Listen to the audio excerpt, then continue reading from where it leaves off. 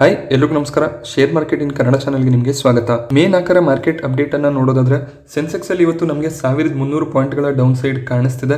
ಹಾಗೆ ನಿಫ್ಟಿ ಕೂಡ ಅಷ್ಟೇ 391 ಪಾಯಿಂಟ್ಗಳ ಡೌನ್ ಸೈಡ್ ನೊಂದಿಗೆ ಕ್ಲೋಸಿಂಗ್ ಅನ್ನ ಕೊಟ್ಟಿದೆ. ನಿಫ್ಟಿ ಈಗ ನಮಗೆ 16,677ರಲ್ಲಿ ಕ್ಲೋಸ್ ಆಗ್ತಿರೋದು ಕಾಣಿಸ್ತಿದೆ. ಹಾಗೆ ಬ್ಯಾಂಕ್ ನಿಫ್ಟಿಯಲ್ಲೂ ಕೂಡ ಅಷ್ಟೇ 900 ಪಾಯಿಂಟ್ಗಳ ಡೌನ್ ಸೈಡ್ ನೋಡೋದಕ್ಕೆ ಸಿಗ್ತಿದೆ. ಬ್ಯಾಂಕ್ ನಿಫ್ಟಿ ಕೂಡ ಅಷ್ಟೇ 35,000 ಲೆವೆಲಲ್ಲಿ ಈಗ ಟ್ರೇಡ್ ಆಗ್ತಿದೆ. ಸೊ ಬೆಳಿಗ್ಗೆ ನಮಗೆ ಮಾರ್ಕೆಟ್ ಸ್ಟೇಬಲ್ ಆಗಿ ಇತ್ತು, 17,100 ಲೆವೆಲಲ್ಲಿ ಟ್ರೇಡ್ ಆಗ್ತಿತ್ತು. ಅದಾದಮೇಲೆ ಸ್ವಲ್ಪ ಕರೆಕ್ಷನ್ ಕಾಣಿಸ್ತು. ಸೊ ಸಡನ್ ಆಗಿ 2 ಗಂಟೆಗೆ ಮಾರ್ಕೆಟ್ನಲ್ಲಿ ತುಂಬಾನೇ ಫಾಲ್ ನೋಡೋದಕ್ಕೆ ಸಿಕ್ತು. ಸೊ ಈ ಒಂದು ಫಾಲ್ನ ಮುಖ್ಯವಾದ ಕಾರಣ ಏನು ಅಂತ ನಾವು ಗಮನಿಸೋದಾದ್ರೆ RBI emergency monetary policy meeting ಅನ್ನು ನಡೆಸಿದ್ದಾರೆ. ಹಾಗೆಯೇ 40 BPS ರೆಪೋ ರೇಟ್ ಅನ್ನ ಇನ್ಕ್ರೀಸ್ ಮಾಡಿದ್ದಾರೆ. ಅಂದ್ರೆ 0.4% ರೆಪೋ ರೇಟ್ ಇನ್ಕ್ರೀಸ್ ಆಗ್ತಿರೋದು ಕಾಣಿಸ್ತಿದೆ. ಸೊ ಇಲ್ಲಿ ಮಾನಿಟರಿ ಪಾಲಿಸಿ ಮೀಟಿಂಗ್ ನ ಯಾವುದೇ ಒಂದು ಕ್ಲೂ ಕೂಡ ಇರಲಿಲ್ಲ. ಸೊ ಎಮರ್ಜೆನ್ಸಿ ಮೀಟಿಂಗ್ RBI ನ ಕಡೆಯಿಂದ ನಡೆದಿದೆ. ಸೊ RBI ನ ಗವರ್ನರ್ ಶಕ್ತಿಕಾಂತ ದಾಸ್ ಈ ಒಂದು ಮೀಟಿಂಗ್ ನಲ್ಲಿ 40 ಬೇಸಿಸ್ ಪಾಯಿಂಟ್ ರೇಟ್ ಹೈಕ್ ಮಾಡಿದ್ದಾರೆ. ಹಾಗೆಯೇ ಕ್ಯಾಶ್ ರಿಸರ್ವ್ ರೇಷಿಯೋ ಏನಿದೆ CRR ಅಂತ ಕರಿತೀವಿ, ಸೊ ಇದನ್ನ ಕೂಡ 50 BPS ಜಾಸ್ತಿ ಮಾಡಿದ್ದಾರೆ. ಅಂದ್ರೆ 0.5% ಕ್ಯಾಶ್ ರಿಸರ್ವ್ ರೇಷಿಯೋ ಕೂಡ ಜಾಸ್ತಿ ಆಗ್ತಿದೆ. ಏನಿದು ಕ್ಯಾಶ್ ರಿಸರ್ವ್ ರೇಷಿಯೋ ಅಂದ್ರೆ, ಸೊ ಒಂದು ಬ್ಯಾಂಕ್ ಮಿನಿಮಮ್ ಇಷ್ಟು ಕ್ಯಾಶ್ ಅನ್ನ ರಿಸರ್ವ್ ಮಾಡಿ ಇಟ್ಕೋಬೇಕು ಅನ್ನುವಂಥ ಒಂದು ಪರ್ಸೆಂಟೇಜ್ ಇರುತ್ತೆ. ಸೊ ಅದು ಮಾರ್ಕೆಟ್ ನೊಂದಿಗೆ ರಿಲೇಟ್ ಆಗಿಲ್ಲ ಅಂದ್ರೂ ಕೂಡ ಬ್ಯಾಂಕ್ ಗಳಿಗೆ ಒಂದು ಇಂಪಾರ್ಟೆಂಟ್ ಫ್ಯಾಕ್ಟರ್ ಆಗುತ್ತೆ. ಸೊ ಅವರು ಅಷ್ಟು ಲಿಕ್ವಿಡಿಟಿಯನ್ನ ಮೇಂಟೈನ್ ಮಾಡಬೇಕಾಗುತ್ತೆ. ಸೊ ಅದು ಕೂಡ ನಮಗೆ ಜಾಸ್ತಿ ಆಗ್ತಿರೋದು ಕಾಣಿಸ್ತಿದೆ. ಇಂಪಾರ್ಟೆಂಟ್ಲಿ ಮಾರ್ಕೆಟ್ಗೆ ಮೇಜರ್ ಆಗಿ ಡಿಪೆಂಡ್ ಆಗೋದು ರೆಪೋ ರೇಟ್ ಏನು ಇನ್ಕ್ರೀಸ್ ಆಗ್ತಿದೆ. ಸೊ ಅದು ಮಾರ್ಕೆಟ್ನ ಮೇಲೆ ಒಂದು ನೆಗೆಟಿವ್ ಎಫೆಕ್ಟ್ ಅನ್ನ ಹಾಕುತ್ತೆ. ಹಾಗೆ ಇಲ್ಲಿ ಇದು ಅನ್ಶೆಡ್ಯೂಲ್ಡ್ ಮೀಟಿಂಗ್ ಆಗಿದೆ. ಸೊ ಈ ಮೀಟಿಂಗ್ ನ ಬಗ್ಗೆ ಯಾರಿಗೂ ಕೂಡ ಕ್ಲೂ ಇರಲಿಲ್ಲ. ಎಮರ್ಜೆನ್ಸಿ ಮೀಟಿಂಗ್ ಅನ್ನ ಮಾಡಿದರೆ ಮಾರ್ಚ್ 2020ಕ್ಕೆ ಯಾವಾಗ ಕೋವಿಡ್ ನ ಸಂದರ್ಭ ಇತ್ತು ಆಗ ರೆಪೋ ರೇಟ್ ನಮಗೆ 4% ನೋಡೋದಕ್ಕೆ ಸಿಗ್ತಿತ್ತು. ಸೊ ಈಗ ರೆಪೋ ರೇಟ್ ಅನ್ನ ಜಾಸ್ತಿ ಮಾಡಿದ್ಮೇಲೆ 4.4% ನ ರೆಪೋ ರೇಟ್ ನೋಡೋದಕ್ಕೆ ಸಿಗುತ್ತೆ. ಸೊ ಈಗ ನಾವೇನು ಬ್ಯಾಂಕ್ ನಿಂದ ಲೋನ್ ಗಳನ್ನ ತಗೊಂಡಿರ್ತೀವಿ, ಸೊ ಅಲ್ಲಿ ನಮಗೆ ಇಂಟ್ರೆಸ್ಟ್ ರೇಟ್ ಏನಾದ್ರೂ ಫ್ಲಕ್ಚುಯೇಟಿಂಗ್ ಇಂಟ್ರೆಸ್ಟ್ ರೇಟ್ ಇದ್ರೆ, ಸೊ ಹೋಮ್ ಲೋನ್ಸ್ ಗಳನ್ನ ತಗೊಂಡಿದ್ರೆ, ಸೊ ಅಂತ ಒಂದು ಸಂದರ್ಭದಲ್ಲಿ ನಮ್ಮ ಇಂಟ್ರೆಸ್ಟ್ ರೇಟ್ ಕೂಡ 0.4% ಜಾಸ್ತಿ ಆಗುತ್ತೆ. ಹಾಗೆ ನಾವು FD ಗಳಲ್ಲಿ ಇನ್ವೆಸ್ಟ್ಮೆಂಟ್ ಅನ್ನ ಮಾಡಿದ್ರೆ, RD ಅನ್ನ ಮಾಡ್ತಾ ಇದ್ರೆ, ಸೊ ಅಲ್ಲೂ ಕೂಡ ಅಷ್ಟೇ ಇಂಟ್ರೆಸ್ಟ್ ರೇಟ್ ಬ್ಯಾಂಕ್ ಜಾಸ್ತಿ ಮಾಡಬೇಕಾಗುತ್ತೆ. ಸೊ ನಮಗೆ ಫಿಕ್ಸೆಡ್ ಡೆಪಾಸಿಟ್, ರೆಕರಿಂಗ್ ಡೆಪಾಸಿಟ್ ನ ರೇಟ್ ಜಾಸ್ತಿ ಆಗ್ತಾ ಹೋದಾಗ ಸೊ ಮಾರ್ಕೆಟ್ ನಿಂದ ದುಡ್ಡು ಆಚೆ ಹೋಗೋದಕ್ಕೆ ಸ್ಟಾರ್ಟ್ ಆಗುತ್ತೆ. ಸೊ ಎಲ್ಲರೂ ಸೇಫ್ ಇನ್ವೆಸ್ಟ್ಮೆಂಟ್ ಪ್ಲಾನ್ಸ್ ಏನಿದಾವೆ ಅದರಲ್ಲಿ ಇನ್ವೆಸ್ಟ್ ಮಾಡೋದಕ್ಕೆ ಸ್ಟಾರ್ಟ್ ಮಾಡ್ಕೋತಾರೆ. ಸೊ ಆ ಒಂದು ಕಾರಣದಿಂದ ನಮಗೆ ಯಾವಾಗ ಈ ರೆಪೋ ರೇಟ್ ಜಾಸ್ತಿ ಆಗುತ್ತೆ ಮಾರ್ಕೆಟ್ ನಲ್ಲಿ ಅದರ ಒಂದು ನೆಗೆಟಿವ್ ಎಫೆಕ್ಟ್ ನೋಡೋದಕ್ಕೆ ಸಿಗುತ್ತೆ. 2018ರ ಆಗಸ್ಟ್ ಅಲ್ಲಿ ಕೊನೆಯದಾಗಿ RBI ರೆಪೋ ರೇಟ್ ಅನ್ನ ಜಾಸ್ತಿ ಮಾಡಿದ್ರು.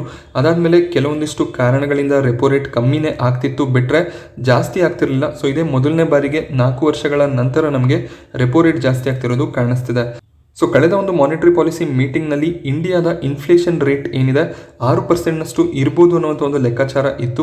ಬಟ್ ಸಡನ್ ಆಗಿ ನಮಗೆ ಉಕ್ರೇನ್ ಮತ್ತೆ ರಷ್ಯಾದ ವಾರ್ನಿಂದ ಇನ್ಫ್ಲೇಷನ್ ರೇಟ್ 6.9% ಕಾಣಿಸ್ತಿದೆ. ಸೊ ಆ ಒಂದು ಕಾರಣದಿಂದ ಈ ರೆಪೋ ರೇಟ್ ಇನ್ಕ್ರೀಸ್ ಬೇಕಾಗಿತ್ತು ಅಂತ ಶಕ್ತಿಕಾಂತ ದಾಸ್ ಹೇಳಿದ್ದಾರೆ. ಸೊ ಕಳೆದ ಒಂದು ಮಾನಿಟರಿ ಪಾಲಿಸಿ ಮೀಟಿಂಗ್ ನಲ್ಲಿ RBI ಯಾವುದೇ ರೀತಿಯ ರೇಟ್ ಇನ್ಕ್ರೀಸ್ ಅನ್ನ ಮಾಡಿರಲಿಲ್ಲ. ನಮಗೆ ಅಮೆರಿಕದ ಸೆಂಟ್ರಲ್ ಬ್ಯಾಂಕ್ 0.25% ಇನ್ಕ್ರೀಸ್ ಮಾಡಿದ್ರು. ಬಟ್ RBI ನ ಕಡೆಯಿಂದ ಯಾವುದೇ ರೇಟ್ ಇನ್ಕ್ರೀಸ್ ಆಗಿರಲಿಲ್ಲ. US ನ ಫೆಡ್ ಮೀಟಿಂಗ್ ಕೂಡ ನಡೀತಾ ಇದೆ. ಸೊ ಅವರು ಕೂಡ ಇವತ್ತು ಈ ಡಿಸಿಷನ್ ಅನ್ನ ತಗೋತಾರೆ. 0.5% ಇಂಟ್ರೆಸ್ಟ್ ರೇಟ್ ಜಾಸ್ತಿ ಆಗುತ್ತೆ ಅಂತ ಅನಲಿಸ್ಟ್ಗಳು ಹಾಗೇನೆ ಫೆಡ್ ನ ಚೇರ್ಮನ್ ಕೂಡ ಹೇಳಿದ್ದಾರೆ. ಸೊ ಅದಕ್ಕಿಂತ ಹೆಚ್ಚಿನ ಏನಾದರೂ ರೇಟ್ ಜಾಸ್ತಿ ಆದ್ರೆ ಸೊ ಇನ್ನಷ್ಟು ನೆಗೆಟಿವ್ ಎಫೆಕ್ಟ್ ಮಾರ್ಕೆಟ್ ಮೇಲೆ ಬೀಳುವಂತ ಸಾಧ್ಯತೆ ಇರುತ್ತೆ. ಬಟ್ US ಫೆಡ್ ನ ಮೀಟಿಂಗ್ ಏನಿದೆ ಅದೊಂದು ಶೆಡ್ಯೂಲ್ಡ್ ಮೀಟಿಂಗ್ ಆಗಿದೆ. ಸೊ ಮೀಟಿಂಗ್ ನಡೆಯುತ್ತೆ ಅಂತ ಎಲ್ರಿಗೂ ಗೊತ್ತಿತ್ತು. ಬಟ್ RBI ಒಂದು ಎಮರ್ಜೆನ್ಸಿ ಮೀಟ್ ಅನ್ನ ಕಾಲ್ ಮಾಡಿ ಸಡನ್ ಆಗಿ US ನ ಫೆಡ್ ರೇಟ್ ಹೈಕ್ ಆಗೋದಕ್ಕೂ ಮುಂಚೆ RBI ನ ರೇಟ್ ಹೈಕ್ ನಮಗೆ ಆಗ್ತಿರೋದು ಕಾಣಿಸ್ತಿದೆ. ಸೊ ಈ ಒಂದು ಸಡನ್ ರೇಟ್ ಹೈಕ್ ನಿಂದ ಮಾರ್ಕೆಟ್ ನಲ್ಲಿ ನಮಗೆ ಒಂದು ಕ್ರಾಶ್ ಕಾಣಿಸ್ತಾ ಇದೆ. ಹಾಗೆ ಇನ್ನು ಕೆಲವೊಂದಿಷ್ಟು ರೀಸನ್ಗಳನ್ನು ನಾವು ಗಮನಿಸಿದಾಗ LIC ನ IPO ಕೂಡ ನಮಗೆ ಮಾರ್ಕೆಟ್ ಅಲ್ಲಿ ಲಾಂಚ್ ಆಗಿದೆ. ಮ್ಯೂಚುವಲ್ ಫಂಡ್ಗಳು LIC IPOದಲ್ಲಿ ಇನ್ವೆಸ್ಟ್ ಮಾಡಬೇಕು ಅಂತ ಅವರು ಕೂಡ ಮಾರ್ಕೆಟ್ ಇಂದ ದುಡ್ಡನ್ನು ಆಚೆ ತೆಗಿತಿರ್ತಾರೆ. ಸೊ ದೊಡ್ಡ ಇನ್ವೆಸ್ಟರ್ಸ್ಗಳು ಕೂಡ ಅಷ್ಟೇ IPOಗೋಸ್ಕರ ದುಡ್ಡನ್ನು ಹೊಂದಿಸಬೇಕು ಅಂತ ತಮ್ಮ ಇನ್ವೆಸ್ಟ್ಮೆಂಟ್ ಏನಿದೆ ಅದರಲ್ಲಿ ಪ್ರಾಫಿಟ್ ಬುಕ್ಕಿಂಗ್ ಅನ್ನ ಮಾಡ್ತಾರೆ. ಸೊ ಆಗ ಕೂಡ ನಮಗೆ ಕರೆಕ್ಷನ್ ಬರುವಂತ ಸಾಧ್ಯತೆಗಳು ಇರುತ್ತೆ. ಹಾಗೆ FIS ಕೂಡ ಅಷ್ಟೇ ಮೇನಲ್ಲೂ ಕೂಡ ಒಂದು ಸೆಲ್ಲಿಂಗ್ ಅನ್ನ ಕಂಟಿನ್ಯೂ ಮಾಡ್ತಿದ್ದಾರೆ. ಮೇ 2ಕ್ಕೆ 2,000 ಕೋಟಿ ಅಮೌಂಟ್ ನ ಶೇರ್ ಅನ್ನು ಅವರು ನೆಟ್ ಸೆಲ್ ಮಾಡಿದ್ದಾರೆ.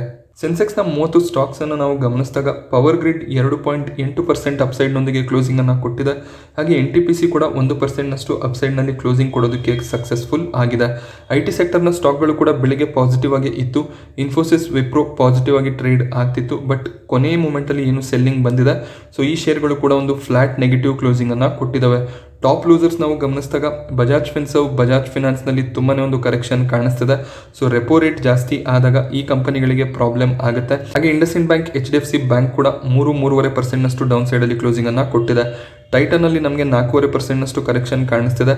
ಟೈಟನ್ ನ ರಿಸಲ್ಟ್ ನಮಗೆ ನಿನ್ನೆ ನೋಡೋದಕ್ಕೆ ಸಿಕ್ಕಿತ್ತು. ಸೊ ಪ್ರಾಫಿಟ್ ನಲ್ಲಿ 7% ಫಾಲ್ ಇದ್ದ ಕಾರಣ ಸ್ವಲ್ಪ ಕರೆಕ್ಷನ್ ಇತ್ತು. ಸೊ ಮಾರ್ಕೆಟ್ ನಲ್ಲಿ ಸೆಲ್ಲಿಂಗ್ ಕಂಟಿನ್ಯೂ ಆಗ್ತಾ ಸೊ ಟೈಟನ್ ಕೂಡ 4.5% ಡೌನ್ ಸೈಡ್ ನೊಂದಿಗೆ ಕ್ಲೋಸಿಂಗ್ ಅನ್ನ ಕೊಟ್ಟಿದೆ. ಟಾಟಾ ಸ್ಟೀಲ್ ಒಳ್ಳೆ ಒಂದು ಪಾಸಿಟಿವ್ ಓಪನಿಂಗ್ ನಮಗೆ ನೋಡೋದಕ್ಕೆ ಸಿಕ್ಕಿತ್ತು. ಇವರ ಒಂದು ಪ್ರಾಫಿಟ್ನಲ್ಲಿ 37% year on year profit grow ಆಗಿತ್ತು. ಸೊ ಆ ಒಂದು ಕಾರಣದಿಂದ ಒಳ್ಳೆ ಒಂದು ಪಾಸಿಟಿವ್ ಮೊಮೆಂಟಮ್ ಇತ್ತು. ಬಟ್ ಮಾರ್ಕೆಟ್ನಲ್ಲಿ ಒಂದು ಸೆಲ್ಲಿಂಗ್ ಪ್ರೆಷರ್ ಬಂದ ಕಾರಣ 2.2% ಡೌನ್ ಸೈಡ್ ನೊಂದಿಗೆ ಕ್ಲೋಸಿಂಗ್ ಅನ್ನ ಕೊಟ್ಟಿದೆ. ಹಾಗೆ ಇಲ್ಲಿ ಕಂಪನಿ ಸ್ಟಾಕ್ ಸ್ಪ್ಲಿಟ್ ಅನ್ನು ಕೂಡ ಅನೌನ್ಸ್ ಮಾಡಿದ್ದಾರೆ. 10:1 ರೇಷಿಯೋದಲ್ಲಿ ಸ್ಟಾಕ್ ಸ್ಪ್ಲಿಟ್ ಆಗುತ್ತೆ. ಸೊ ಈ ನ್ಯೂಸ್ ಅನ್ನು ನಾನು ನಿನ್ನೆ ಕೂಡ ಕವರ್ ಮಾಡಿದ್ದೆ. ಹಾಗೆ ಬ್ರೋಕರೇಜ್ಗಳು ತಮ್ಮ ಒಂದು ಟಾರ್ಗೆಟ್ ಗಳನ್ನು ಕೂಡ ಕೊಟ್ಟಿದ್ದಾರೆ. JP Morgan ಇಲ್ಲಿ ಓವರ್ ವೇಟ್ ರೇಟಿಂಗ್ ಅನ್ನ ಕೊಟ್ಟಿದ್ದಾರೆ. ಸೊ ಟಾಟಾ ಸ್ಟೀಲ್ ಅನ್ನ ಇಲ್ಲಿ ಬೈ ಮಾಡಬಹುದು. 1940 ಒಂದು ಟಾರ್ಗೆಟ್ ಪ್ರೈಸ್ ಅನ್ನು ಇವರು ಫಿಕ್ಸ್ ಮಾಡ್ತಿದ್ದಾರೆ. ಜೆಫ್ರೀಸ್ ಇಲ್ಲಿ ನ್ಯೂಟ್ರಲ್ ರೇಟಿಂಗ್ ಅನ್ನ ಕೊಟ್ಟಿದ್ದಾರೆ. ಹೋಲ್ಡ್ ಮಾಡ್ಕೋಬಹುದು ಸ್ಟಾಕ್ ಅನ್ನ. 1240 ಟಾರ್ಗೆಟ್ ಪ್ರೈಸ್ ಆಗಿರುತ್ತೆ ಅಂತ ಅವರು ಹೇಳ್ತಿದ್ದಾರೆ. ಇದಕ್ಕೆ ಮುಖ್ಯವಾದ ಕಾರಣ ಏನು ಅಂದ್ರೆ ಟಾಟಾ ಸ್ಟೀಲ್ ನ ಪ್ರಾಫಿಟ್ ರೈಸ್ ಆಗಿದೆ, ಬಟ್ ಎಬಿಟಾ ಮಾರ್ಜಿನ್ ನಮಗೆ ಫಾಲ್ ಆಗ್ತಿರೋದು ಕಾಣಿಸ್ತಿದೆ. ಆ ಒಂದು ಕಾರಣದಿಂದ ನಾವು ಓಲ್ಡ್ ರೇಟಿಂಗ್ ಅನ್ನ ಕೊಡ್ತೀವಿ ಅಂತ ಜೆಫ್ರೀಸ್ ಹೇಳಿದ್ದಾರೆ. ಹಾಗೆ ಮೋತಿಲಾಲ್ ಓಸ್ವಾಲ್ ಇಲ್ಲಿ ನ್ಯೂಟ್ರಲ್ ರೇಟಿಂಗ್ ಅನ್ನ ಕೊಟ್ಟಿದ್ದಾರೆ. ಸೊ ಇದು ಕೂಡ ಅಷ್ಟೇ ಒಂದು ಹೋಲ್ಡ್ ರೇಟಿಂಗ್ ಆಗಿರುತ್ತೆ. 1500 ಟಾರ್ಗೆಟ್ ಪ್ರೈಸ್ ಅನ್ನ ಮೋತಿಲಾಲ್ ಓಸ್ವಾಲ್ ಫಿಕ್ಸ್ ಮಾಡ್ತಿದ್ದಾರೆ. ಸೊ ಈ ಒಂದು ಟಾರ್ಗೆಟ್ ಗಳೇನಿದೆ ಸ್ಟಾಕ್ ಸ್ಪ್ಲಿಟ್ ಆಗೋದಕ್ಕೂ ಮುಂಚಿನ ಒಂದು ಟಾರ್ಗೆಟ್ಸ್ ಆಗಿರುತ್ತೆ. 10:1 ರೇಷಿಯೋದಲ್ಲಿ ಸ್ಟಾಕ್ ಸ್ಪ್ಲಿಟ್ ಆದಾಗ ಟಾಟಾ ಸ್ಟೀಲ್ ನಮಗೆ 120ರಿಂದ 150 ರೇಂಜ್ ಅಲ್ಲಿ ಟ್ರೇಡ್ ಆಗೋದು ಕಾಣಿಸುತ್ತೆ. ಹಾಗೆ ಈ ಒಂದು ಸ್ಟಾಕ್ ಸ್ಪ್ಲಿಟ್ಗೆ ಇನ್ನೂ ರೆಕಾರ್ಡ್ ಡೇಟ್ ಫಿಕ್ಸ್ ಆಗಿಲ್ಲ. AGM ಅಲ್ಲಿ ಶೇರ್ ಹೋಲ್ಡರ್ಸ್ಗಳ ಅಪ್ರೂವಲ್ ಸಿಕ್ಕಿದ ಮೇಲೆ ರೆಕಾರ್ಡ್ ಡೇಟ್ ಕೂಡ ಫಿಕ್ಸ್ ಆಗುತ್ತೆ. ಹಾಗೆ ಟೈಟನ್ ಕೂಡ ನಮಗೆ 4.5% ಕರೆಕ್ಟ್ ಆಗ್ತಿರೋದು ಕಾಣಿಸ್ತದೆ. ಇವರ profit year on year 7% correct ಆಗಿತ್ತು. ಸೊ ಕ್ವಾರ್ಟರ್ ಆನ್ ಕ್ವಾರ್ಟರ್ ತುಂಬಾನೇ ಫಾಲ್ ನಮಗೆ ಪ್ರಾಫಿಟ್ ಅಲ್ಲಿ ಕಾಣಿಸಿತ್ತು. ಜ್ಯುವೆಲರಿ ಬಿಸ್ನೆಸ್ ನ ಸೇಲ್ಸ್ ನಲ್ಲಿ ಡ್ರಾಪ್ ಇದ್ದ ಕಾರಣ ಪ್ರಾಫಿಟ್ ಫಾಲ್ ಆಗಿತ್ತು. ಬಟ್ ಬ್ರೋಕರೇಜ್ಗಳು ಬುಲ್ಲಿಶ್ ಆಗಿ ಇದ್ದಾರೆ. ಪ್ರಭುದಾಸ್ ಲಿಲಾದಾರ್ ತಮ್ಮ ಒಂದು ಟಾರ್ಗೆಟ್ ಪ್ರೈಸ್ ಅನ್ನ ಇಲ್ಲಿ ಡೌನ್ ಗ್ರೇಡ್ ಮಾಡ್ತಿದ್ದಾರೆ. 2754 ಟಾರ್ಗೆಟ್ ಅನ್ನ ಕಳೆದ ಕ್ವಾರ್ಟರ್ ನಲ್ಲಿ ಕೊಟ್ಟಿದ್ರು. ಸೊ ಅದನ್ನ ಈಗ ರೆಡ್ಯೂಸ್ ಮಾಡಿ 2700 ಟಾರ್ಗೆಟ್ ಪ್ರೈಸ್ ಅನ್ನ ಕೊಡ್ತಿದ್ದಾರೆ. ಮೋತಿಲಾಲ್ ಓಸ್ವಾಲ್ ಇನ್ನೂ ಬೈ ರೇಟಿಂಗ್ ಅನ್ನ ಇಲ್ಲಿ ಕೊಡ್ತಿದ್ದಾರೆ. ಮುಂದಿನ ಕ್ವಾರ್ಟರ್ ಚೆನ್ನಾಗಿ ಇರುತ್ತೆ ಅಂತ ಇವರು ಹೇಳ್ತಿದ್ದಾರೆ. 2900 ಟಾರ್ಗೆಟ್ ಪ್ರೈಸ್ ನಮಗೆ ಟೈಟನ್ ಅಲ್ಲಿ ನೋಡೋದಕ್ಕೆ ಸಿಗ್ತಾ ಇದೆ. ಹಾಗೆ ಶೇರ್ ಖಾನ್ ಕೂಡ ಅಷ್ಟೇ ಇಲ್ಲಿ ಬುಲ್ಲಿಶ್ ಆಗಿದ್ದಾರೆ. ಇವರು ಕೂಡ ಒಳ್ಳೆ ಒಂದು ಆಪರ್ಚುನಿಟಿ ಆಗಿರುತ್ತೆ. ಕರೆಕ್ಷನ್ನಲ್ಲಿ ಖಂಡಿತವಾಗ್ಲೂ ಟೈಟನ್ ಅನ್ನು ಆ್ಯಡ್ ಮಾಡ್ಕೋಬೋದಾಗುತ್ತೆ. ಇವರು ಕೂಡ 2900 ಟಾರ್ಗೆಟ್ ಪ್ರೈಸ್ ಅನ್ನು ಫಿಕ್ಸ್ ಮಾಡ್ತಿದ್ದಾರೆ. ಮಾರ್ಗನ್ ಸ್ಟ್ಯಾನ್ಲಿ ಕೂಡ ಅಷ್ಟೇ ಇಲ್ಲಿ ಬೈ ರೇಟಿಂಗ್ ಅನ್ನೇ ಕೊಡ್ತಿದ್ದಾರೆ.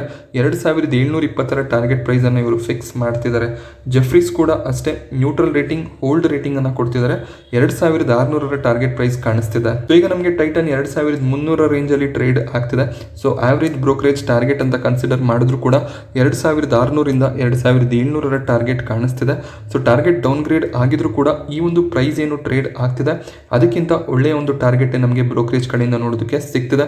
ಸೊ ಖಂಡಿತವಾಗ್ಲೂ ಹೋಲ್ಡ್ ಮಾಡಬಹುದಾಗುತ್ತೆ. ಒಂದು ಬ್ಯಾಡ್ ಕ್ವಾರ್ಟರ್ ನಮಗೆ ನೋಡೋದಕ್ಕೆ ಸಿಕ್ಕಿದೆ, ಬಟ್ ಮುಂಬರುವ ಕ್ವಾರ್ಟರ್ಗಳಲ್ಲಿ ಒಳ್ಳೆ ಒಂದು ಪರ್ಫಾರ್ಮೆನ್ಸ್ ಬರ್ಬೋದು. ಹಾಗೆ ಬ್ರಿಟಾನಿಯಾ ಇಂಡಸ್ಟ್ರೀಸ್ ಇಲ್ಲಿ ಬ್ರೋಕರೇಜ್ಗಳು 3ರಿಂದ 4% ಪ್ರಾಫಿಟ್ ಫಾಲ್ ಆಗುತ್ತೆ ಅಂತ ಹೇಳಿದ್ರು. ಬಟ್ ಇವರು ಒಳ್ಳೆ ಒಂದು ಪ್ರಾಫಿಟ್ ಗ್ರೋತ್ ಅನ್ನು ತೋರಿಸಿದ್ರು. ಬೆಳಗಿನ ಸೆಷನ್ ಅಲ್ಲಿ ನಮಗೆ 9% ಅಪ್ಸೈಡ್ ಬ್ರಿಟಾನಿಯಾದಲ್ಲಿ ಕಾಣಿಸ್ತಿತ್ತು. 3500 ಲೆವೆಲ್ ನಮಗೆ ಬ್ರಿಟಾನಿಯಾ ಟ್ರೇಡ್ ಆಗ್ತಿತ್ತು. ಅದಾದ್ಮೇಲೆ ಮಾರ್ಕೆಟ್ ನಲ್ಲಿ ಸೆಲ್ ಆಫ್ ಬಂತು. ಸೊ ಇಲ್ಲೂ ಕೂಡ ಒಂದು ಪ್ರಾಫಿಟ್ ಬುಕಿಂಗ್ ಕಾಣಿಸ್ತಿದೆ. ಬಟ್ ಸ್ಟಿಲ್ ಈ ಒಂದು ವೀಕ್ ಮಾರ್ಕೆಟ್ ನಲ್ಲಿ ನಮಗೆ ಬ್ರಿಟಾನಿಯಾ 3.5% ಅಪ್ಸೈಡ್ ನೊಂದಿಗೆ ಕ್ಲೋಸಿಂಗ್ ಅನ್ನ ಕೊಟ್ಟಿದೆ. ಬ್ರೋಕರೇಜ್ಗಳ ಟಾರ್ಗೆಟ್ ಅನ್ನು ನೀವು ಗಮನಿಸಬಹುದು. 3450 ಟಾರ್ಗೆಟ್ ಅನ್ನು ನೋಮೂರ ಕೊಡ್ತಿದ್ದಾರೆ. ಸೊ ಇವರು ಇಲ್ಲಿ ನ್ಯೂಟ್ರಲ್ ರೇಟಿಂಗ್ ಅನ್ನು ಮೇಂಟೈನ್ ಮಾಡ್ತಿದ್ದಾರೆ. ಮೆಕ್ವೆರಿ ಕೂಡ ಅಷ್ಟೇ ನ್ಯೂಟ್ರಲ್ ರೇಟಿಂಗ್ ಅನ್ನು ಕೊಟ್ಟಿದ್ದಾರೆ. 3400 ಒಂದು ಟಾರ್ಗೆಟ್ ಪ್ರೈಸ್ ನಮಗೆ ನೋಡೋದಕ್ಕೆ ಸಿಗ್ತಾ ಇದೆ. ಮಾರ್ಗನ್ ಸ್ಟ್ಯಾನ್ಲಿ ಕೂಡ ಅಷ್ಟೇ ಈಕ್ವಲ್ ವೇಟ್ ಅಂದ್ರೆ ನ್ಯೂಟ್ರಲ್ ರೇಟಿಂಗ್ ಅನ್ನೇ ಕೊಟ್ಟಿದ್ದಾರೆ. 3213 ಪ್ರೈಸ್ ಅನ್ನು ಇವರು ಸೆಟ್ ಮಾಡ್ತಿದ್ದಾರೆ.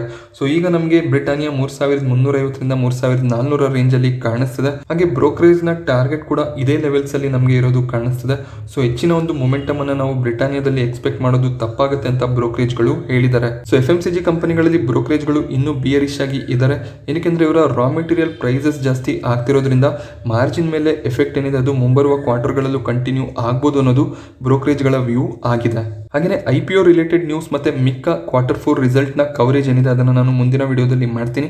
ಈ ವಿಡಿಯೋದಲ್ಲಿ ನಾನು ನಿಮಗೆ ತಿಳಿಸ್ಕೊಟ್ಟಂತಹ ಮಾಹಿತಿ ಇಷ್ಟ ಆಗಿದ್ರೆ ವಿಡಿಯೋನ ಲೈಕ್ ಮಾಡಿ. ಹಾಗೆ ಇದೇ ರೀತಿಯ ಮಾಹಿತಿಗೋಸ್ಕರ ಚಾನೆಲ್ನ ಸಬ್ಸ್ಕ್ರೈಬ್ ಮಾಡೋದು ಮರಿಬೇಡಿ. Thank you friends.